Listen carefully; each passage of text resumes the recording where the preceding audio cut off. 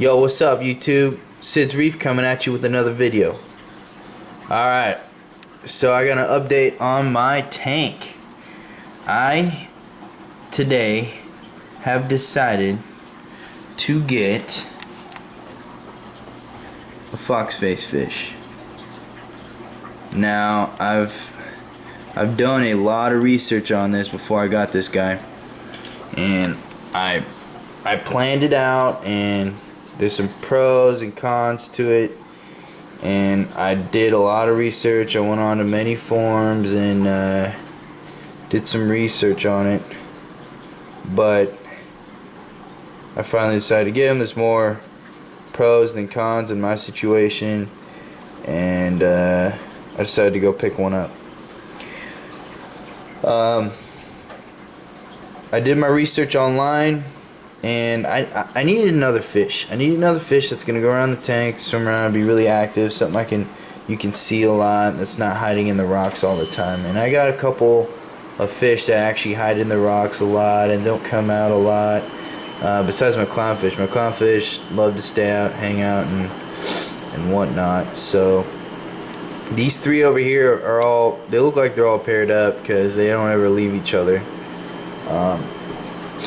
So those are my main display fish right back there, until I got this guy. So he's really active. He likes the tank. So but I've got a lot of people telling me you shouldn't have got that. He's gonna nip at your corals. It's hit and miss with them. It's 50-50. The fact that I needed a new fish, and I got this hair algae growing on my rocks.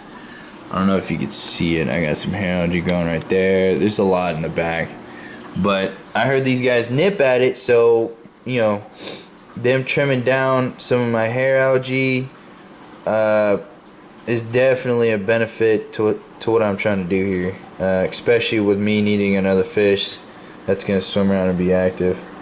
I've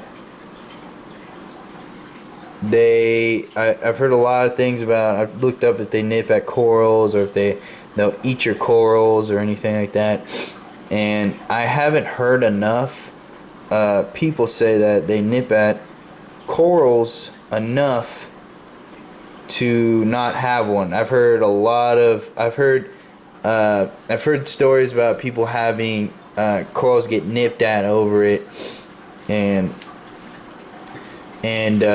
but I've heard too many things that they do fine in reef tanks. So I've heard more of that than bad things. So in my case, I needed one. So I got him. He's doing just fine. He's checking it out. He's swimming around everywhere. So he's hopefully trims back on some